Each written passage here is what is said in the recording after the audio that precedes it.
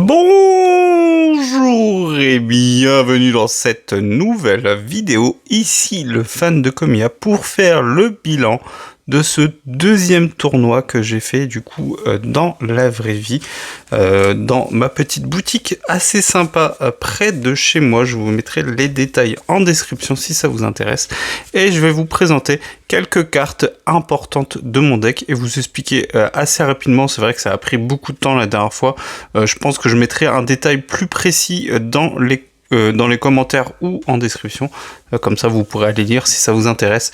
Et on passera après assez rapidement à l'ouverture des boosters. J'en ai pris quelques-uns en rab parce qu'il y en avait pas mal de dispo en boutique, donc on a encore du EV9, c'est assez sympa finalement, et un petit pack récompense. Donc j'ai eu un EV9 et un récompense, donc on finira par le récompense. La dernière fois on a quand même eu le Mew X qui est vraiment sympa et qui est très joué, donc ça fait plaisir.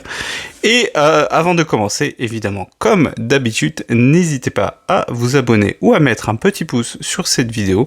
Et si vous aimez ce genre de contenu, eh bien, il y a un résumé de mon premier tournoi sur la chaîne. Je vous laisse un peu fouiller.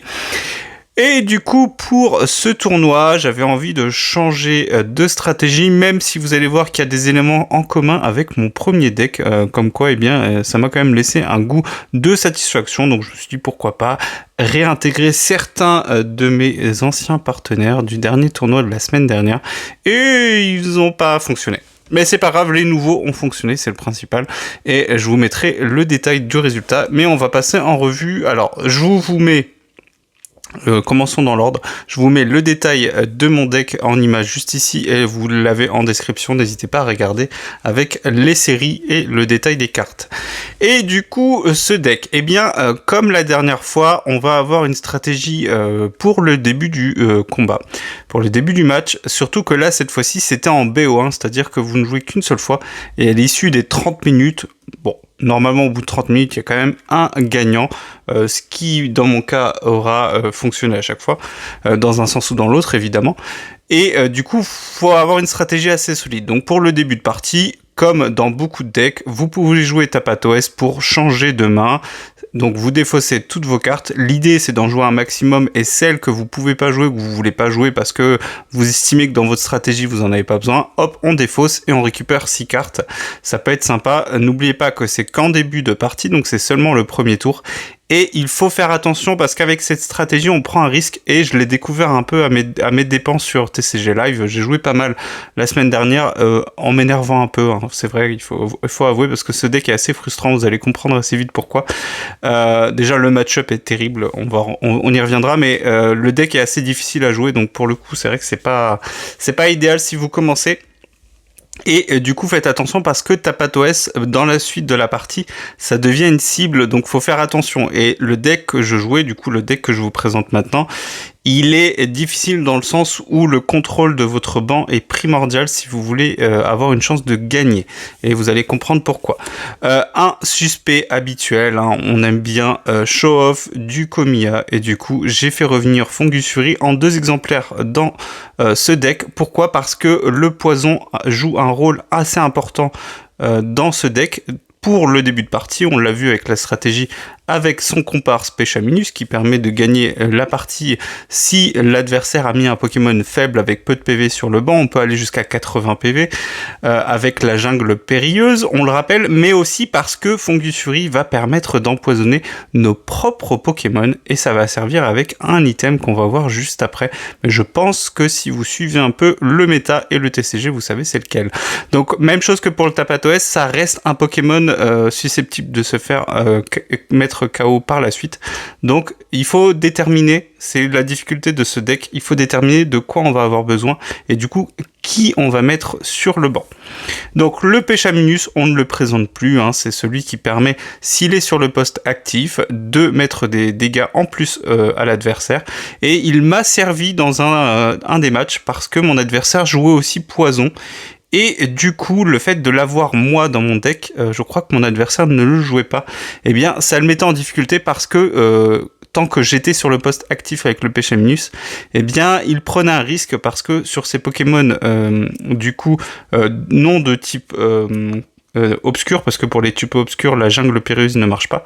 Mais pour les autres Pokémon, eh bien, il risquait de se mettre lui-même KO, parce que lui aussi jouait un deck poison. Et c'est un match que j'ai gagné, alors pour d'autres raisons, mais en tout cas, c'est un match que j'ai gagné. Rosei, toujours pareil, je l'avais dans mon premier deck, ça vous permet d'être utilisé si vous jouez en premier, et donc d'aller chercher les éléments qu'il vous faut pour faire le donk, qui n'a pas eu lieu en 5 matchs, mais c'est pas grave, je ne désespère pas, peut-être qu'un jour j'y arriverai. Mais de manière générale, dans la suite de la partie, c'est une carte qui vous permet de récupérer donc 5 cartes si vous défaussez votre main. Alors, certains vont préférer recherche professorale. Le fait d'essayer de chercher le donk au premier tour, effectivement, va faire qu'on va jouer Rosei plutôt que recherche professorale. Cette fois-ci, je crois que j'en avais qu'un seul dans le deck parce que, eh bien, j'avais besoin de place pour le reste. Et ma stratégie ne tourne pas autour juste du donk. Le Moshi, on en a un tout petit peu parlé à l'instant, et bien tout simplement, ça va être utile pour un autre Pokémon que je vais vous présenter après. Mais si votre Pokémon est empoisonné, il inflige 40 dégâts en plus, c'est non négligeable. Ça peut impliquer un KO. Le Rose Bouton, le Pokémon qui casse les pieds à tout le monde, mais qui est quand même très utile selon la game. Première game, ma première main c'est Rose Bouton, je ne peux pas attaquer, donc forcément c'est tout de suite moins utile.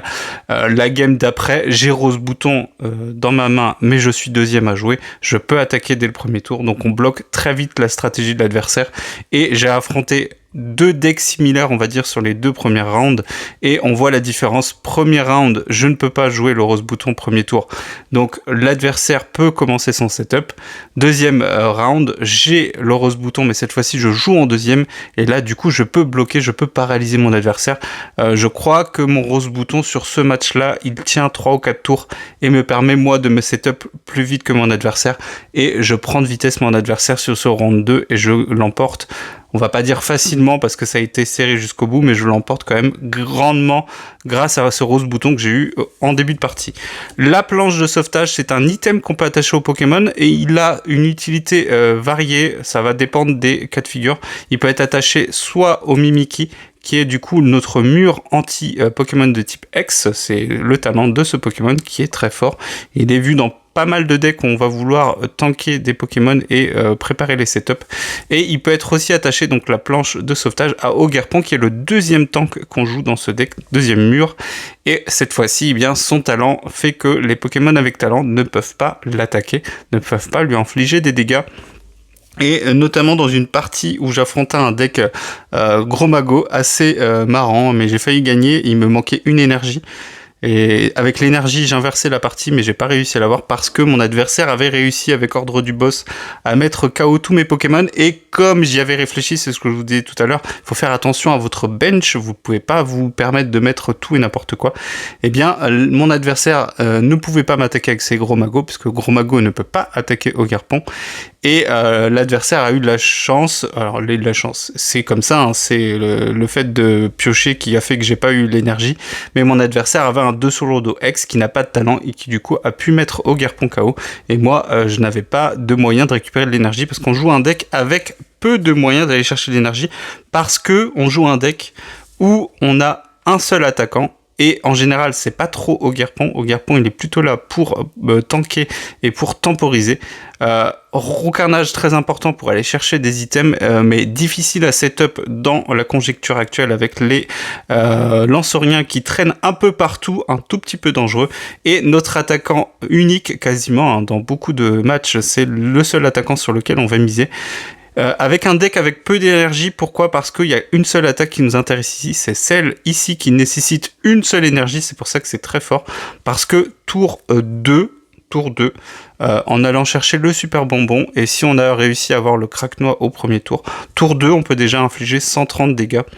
Assez facilement, on va pivoter Mimikyu, Ogerpon, selon les situations, donc c'est ça le principe, et si on empoisonne le Libégon, on met des dégâts supplémentaires, et Libégon n'a pas à souffrir du coup des dégâts du poison. Donc c'est très fort, mais très difficile à setup, donc c'est assez difficile, et à améliorer. Parce que beaucoup de match-up très difficiles, vous avez beaucoup de mal contre Lansoriens, j'en ai affronté 2, j'ai perdu une fois, j'ai gagné une fois, J'en ai un tout petit peu parlé tout à l'heure, donc Lansorien c'était mon premier adversaire et c'était très difficile parce que j'avais beaucoup de retard et Libégon a beaucoup de mal. Pourquoi? Parce que, eh bien, Ogarpon ne tank pas Lansorien et Mimikyu tank Lansorien, mais il n'empêche pas l'adversaire de mettre des dégâts sur le banc. Donc c'est très difficile, on peut se faire ordre du boss, on peut nous mettre KO un Pokémon. Mimikyu peut être mis KO par d'autres attaquants, il a peu de PV. Et Mimikyu peut être tué par les Noctunoirs et ainsi de suite, donc c'est très compliqué. Alors, on a beaucoup de mal face au schéma Terrabox, j'ai eu du mal à faire face à un... C'était Terrapagos Bouffalante, en français c'est je ne sais plus, très difficile à affronter, parce que eh bien, l'adversaire va toujours se setup plus vite. Et même si on met des dégâts efficaces sur le Terrapagos, eh bien, selon comment on a construit son banc, l'adversaire à la fin, il a juste à faire ordre du boss sur le Favianos, par exemple. Donc c'était ma configuration. Et du coup, il a gagné. Et le dernier adversaire que j'ai affronté, c'était un deck poison avec Thérèse de Paldea. Je crois que c'est EV2. Et l'autre c'était Félicanis, donc Félicanis qui met des dégâts supplémentaires quand il est empoisonné. Je vous mettrai le détail en description, c'est juste que j'ai pas envie de passer en revue tout ce qui a été fait round par round. Donc au global, je finis 16e sur 26, c'est pas trop mal pour un deuxième tournoi. En 2 victoires, 0 nul, 3 défaites. Donc à quelques petits détails de finir en positif parce que le combat contre le gros mago, je peux gagner parce que eh bien, mon adversaire est bloqué puisqu'il ne peut pas tuer le Ogarpon avec son attaquant principal. Et il est sauvé parce qu'il avait setup un Dosurudo X. Il avait aussi un Cisaiox, mais Cisaiox ne tuait pas assez vite Ogarpon et j'avais encore une chance d'aller récupérer l'énergie. Alors pour la blague, j'ai regardé l'énergie et je crois que l'énergie, elle était 5 pioches plus loin et j'avais pas vraiment de moyen de piocher plus, du moins pas dans mes souvenirs. Et du coup, c'était pas dingue, mais bon, c'est pas grave. C'est un deck assez original à jouer, un deck assez marrant à jouer. Un peu surprenant parce que pas du tout méta, du coup les adversaires, à part s'ils connaissent beaucoup la méta, s'ils connaissent beaucoup les Pokémon, il y a beaucoup de joueurs contre qui j'ai joué qui connaissaient pas trop Ogarpon, enfin quoique Ogarpon ça va encore, il est assez joué, il est dans pas mal de decks, mais c'était surtout Libégon qui était pas connu. Du coup j'ai eu beaucoup d'adversaires qui ont dû regarder la carte Libégon parce que forcément dès qu'un Pokémon n'est pas joué, moi-même contre l'adversaire qui jouait Poison, j'avais jamais joué cette structure que je connaissais pas du tout et il a fallu que je m'adapte et j'ai eu de la chance parce que mon adversaire il a eu du mal à construire son jeu et il y aura rien sur ce premier booster. Sur EV9 j'aimerais bien avoir de quoi build Zoroark avec Péchaminus, mais Zoroark est très bien dans cette méta parce que vous pouvez l'insérer, j'y avais pas pensé, mais je l'avais pas trop vu encore. Mais le finaliste, il n'y a pas eu vraiment de finale au bout des 5 rounds, le classement est établi. Mais du coup, la personne qui a fini deuxième, eh bien, joue un deck où Zoroark n'est pas dans le... C'est pas un deck Zoroark où vous jouez les Pokémon de Reshiram, puisque vous savez, Zoroark ne peut pas attaquer, il peut juste copier une attaque d'un Pokémon de Reshiram qui est sur le banc. Et du coup, ce joueur, eh bien, il joue Zoroark pour build, du coup, pour piocher, je vais y arriver, pour setup Pandralugon, et on a l'AR qu'on voulait sur ce set. Qu'est-ce que vous voulez que je vous dise ? C'est comme ça, c'est tout. Bon, c'est pas une carte qui va être très très chère, mais on va pas se plaindre de l'avoir en booster. C'est très bien. On est déjà à 2 AR sur EV9, c'est sympa. Je sais plus à combien de boosters on est. Peut-être une dizaine entre l'AP et les récompenses et les boosters que j'ai achetés. Parce que ce mois-ci, j'ai pas acheté d'items. D'ailleurs, c'est marrant parce que la boutique où je suis allé, du coup où j'ai joué, avait des minitines, mais moi les minitines m'intéressent pas tant que ça. Vous savez, les fameuses minitines amies de Kanto avec 2 EB, tout le monde croyait qu'il y avait du Soleil et Lune, mais il n'y en avait pas. Bref, les rumeurs vont bon train en ce moment. Mais bon, c'est comme ça fait partie du jeu. Et le banc de choix de Nabil, si vous voulez jouer Zacian pour bien énerver votre adversaire. Je n'ai rien contre. Ah, un petit Zorua. On commence. Et à nouveau Mascarade, mais Mascarade, je l'ai eu plein de fois en AP. Je l'ai eu 2 fois, je crois. Là, on l'a déjà eu 2 fois aujourd'hui. Est-ce que je peux avoir un peu de chance? Donc, les boosters série 6, récompense de jeu. Rosé, ben ça commence bien, une carte que je joue. Très bien. Prochain tournoi, ça sera en mai. Et j'ai déjà une idée. Bah voilà, je vous parlais de tout à l'heure, c'était Frison en fait. Frison qui permet de diminuer les dégâts infligés aux Pokémon de type colorless, donc du coup sans couleur. Et c'est cumulable. Non, c'est pas cumulable, mais en fait, vous faites en sorte d'en avoir 2. Comme ça, vous savez qu'en général, votre adversaire va avoir beaucoup de mal à tuer les 2. Et du coup, comme vous jouez en plus Terrapagos et que vous pouvez jouer l'Abîme 0, bah, vous êtes sûr d'en avoir au moins un qui va faire la partie en entier. Et du coup, vous tankez beaucoup mieux. Une énergie reverse, sympa.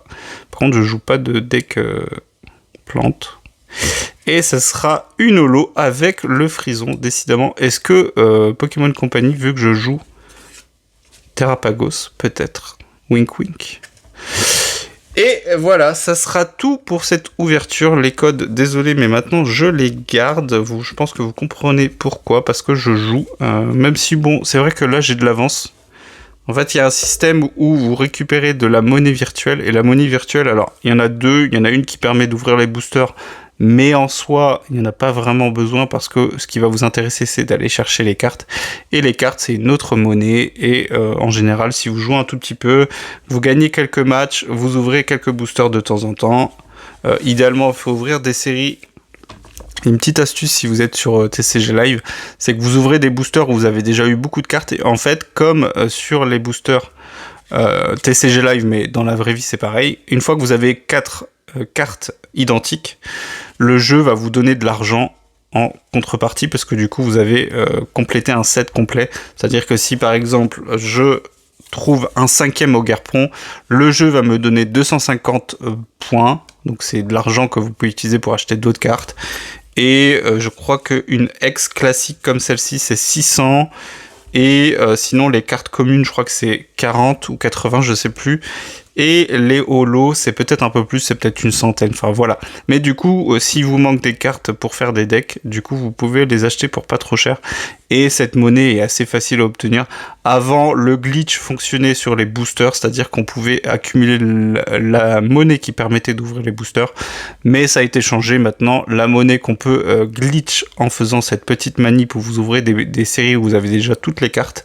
Donc le plus simple, c'est Célébration, mais sinon il y a aussi Fable Nébuleuse maintenant sur EV, parce qu'il n'y a qu'une 60aine de cartes dans le set complet. Il y en a plus de 90, mais sur le set, il n'y en a que 60. Et comme vous avez principalement les cartes du set, bah forcément, vous les retrouvez assez vite. Et bien maintenant, on peut acheter en boucle des cartes et pas des boosters, mais bon, ça revient au même si vous collectionnez pas et vous voulez juste des cartes pour jouer. Voilà, donc ça sera tout pour un petit moment. Je pense que il faudrait que je me lance. C'est vrai que j'en ai parlé un petit moment. J'aimerais bien vous faire une vidéo où je vous présente quelques decks assez marrants à jouer. Des decks que j'ai soit affrontés ou des decks que je joue sur TCG Live. Du coup là j'ai joué du coup Libégon pour m'entraîner. Sinon de temps en temps j'aime bien jouer avec Arcaludon, donc c'est Pondralugon en français, qui est assez sympa, mais la carte est assez chère en français. Irréel pardon, du coup in extenso en français, mais on peut jouer avec les cartes en anglais, mais bon c'est pas très marrant parce que certaines des cartes moi je vais les garder dans la collection, donc c'est vrai que ça me fait plaisir d'avoir des cartes. Vous voyez, par exemple, ce Frison, peut-être que je vais le jouer un jour, et du coup, bah, ça me fera plaisir plus tard de la revoir dans ma collection, de me dire, ah bah oui, j'avais fait tel tournoi avec cette carte. Ça peut être sympa. Je me dis que ça peut être sympa. Du coup, eh bien, je voulais tester Zoroark, mais la carte est assez chère encore. Donc on va voir. C'est vrai que j'avais pas considéré ça, mais ça a un coût. Bon, le deck, pour la prochaine fois, il est déjà prêt dans ma tête, mais il est pas prêt irréel, il me manque quelques cartes, mais il me manque pas tant de cartes que ça, donc je vais avoir l'opportunité de les trouver en boutique, en échange potentiellement avec des gens, ou au Gala TCG, donc j'ai le temps, parce que le prochain tournoi, ça sera uniquement en mai, Et je suis inscrit aussi à une AP sur Team Rocket. Donc du coup, on aura aussi le débrief en mai. Je crois que normalement, de mémoire, c'est le 19. Donc dans la foulée, le lundi d'après, on aura le débrief du kit d'AP Team Rocket. Et du coup, je vous montrerai ce que j'aurais eu dans les boosters et dans le deck, puisque vous avez toujours un mini deck et 4 boosters dans les kits d'AP. Et on espère avoir, comme d'habitude, beaucoup de chance. C'est faux, on verra bien, mais c'est pas grave. Et du coup, on se dit à bientôt pour une nouvelle vidéo. J'espère que ces petits débriefs de tournoi vous intéressent. N'hésitez pas à me dire si vous aussi vous aimez jouer. Est-ce que vous avez passé le pas comme moi de la collection au jeu en faisant les deux, parce que j'ai pas arrêté la collection évidemment. Et est-ce que, eh bien, du coup, vous aimez? Est-ce que vous avez aimé vous lancer? Pardon. N'hésitez pas à me dire en commentaire. Et on se dit à bientôt. Merci d'avoir suivi jusqu'au bout. On se dit à bientôt pour une nouvelle vidéo. Ciao!